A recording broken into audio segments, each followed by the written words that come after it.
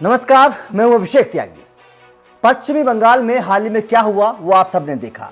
किस तरह से जेपी नड्डा के काफिले पर टीएमसी के कार्यकर्ताओं ने पत्थरबाजी की, उनकी गाड़ियों को तोड़ा और फिर कैलाश विजयवर्गीय को इस घटना में चोट भी आने की खबर सामने आई है।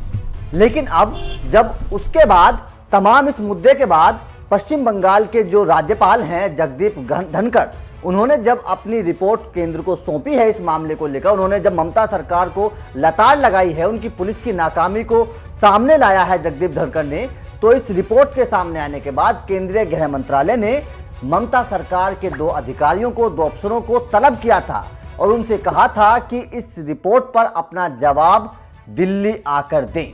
लेकिन ममता बनर्जी की तानाशाही देखिए।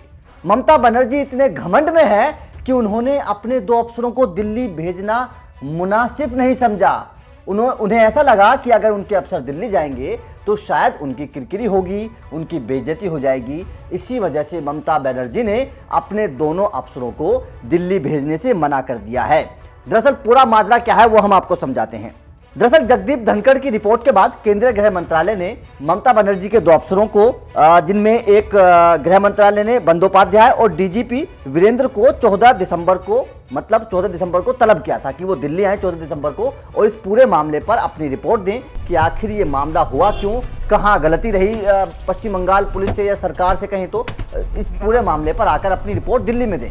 लेकिन देखिए, अब बंदोपाध्याय जो हैं, जो ममता बनर्जी के अफसर हैं, उन्होंने एक लेटर लिखा है दिल्ली के लिए, गृह मंत्रालय के लिए, और उन्होंने क्या लिखा है वो आप समझिए और उसको समझने की कोशिश करिए कि किस दबाव में आकर उन्होंने लेटर लिखा होगा।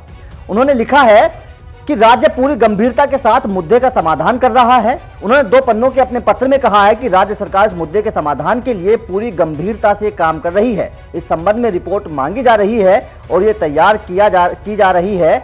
ऐसी परिस्थिति में मुझे आपसे अनुरोध करने का निर्देश दिया गया है। उन्होंने साफ लिखा है कि मुझे निर्देश दिया गया है कि राज्य के अधिकारियों की मौजूदगी के बिना ही बैठक करें। मतलब जो दिल्ली में बैठक होने वाली थी इस पूरे मामले को लेकर पश्चिम बंगाल के इन 2 अफसरों के साथ, तो बंदोपाध्याय ने, जो ममता बनर्जी के अफसर हैं, उन्होंने साफ कह दिया है कि वो बैठक हम दोनों अफसरों के बिना ही आप पूरी करिए, हमें आदेश दिया गया है। अब आप खुद समझ सकते हैं कि ये आदेश किसने दिया होगा और क्यों दिया होगा। साफ साफ है कि आदेश ममता बनर्जी ने दिया होगा और इसलिए दिया होगा कि अगर ये दोनों अफसर दिल्ली जाएंगे तो इन्हें अपना जवाब जब इनको देना पड़ेगा तो इन दोनों अफसरों के साथ साथ ममता बनर्जी और पश्चिम बंगाल सरकार की खूब किरकिरी होगी। लोगों को ये पता चल जाएगा कि आखिर जेपी नड्डा के काफिले पर हमला क्यों हुआ और उसमें टीएमसी के कार्यकर्ताओं का क्या हाथ था, क्योंकि इन दोनों अफसरों को ये साफ साफ बताना पड़ेगा गृह मंत्रालय के अफसरों के सामने कि ये हमला क्यों हुआ,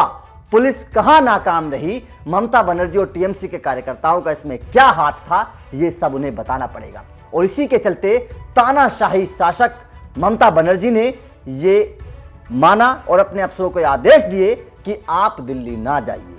तो दोस्तों, ये है पश्चिम बंगाल में ममता बनर्जी की बौखलाहट। इसे कहते हैं बौखलाहट। आपने देखा होगा कि जेपी नड्डा के हमले के बाद जब बीजेपी ने टीएमसी के कार्यकर्ताओं पर आरोप लगाया, जेपी नड्डा ने खुद प्रेस कॉन्फ्रेंस की थी, उसके बाद में किस तरह से ममता बनर्जी ने रैली को संबोधित करते हुए नड्डा जी के नाम को किस तरह से 4-5 बार विवादित तरीके से बोला था। क्या किसी पार्टी के अध्यक्ष को इस तरह से संबोधित करना चाहिए? क्या ममता बनर्जी के मर्यादा भाषा यही है?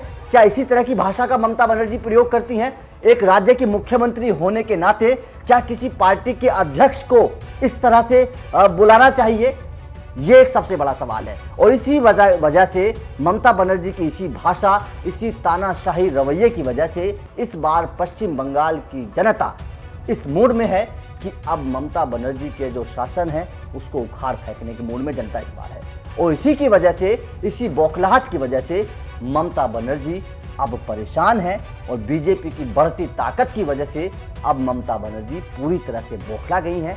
और उसी का नज़ारा सामने आया है कि जब गृह मंत्रालय ने उसके 2 अफसरों को तलब किया तो ममता बनर्जी ने आदेश दे दिए कि आप दिल्ली नहीं जाएंगे। तो दोस्तों, आपका इस खबर पर क्या कहना है, हमें कमेंट करके ज़रूर बताइए।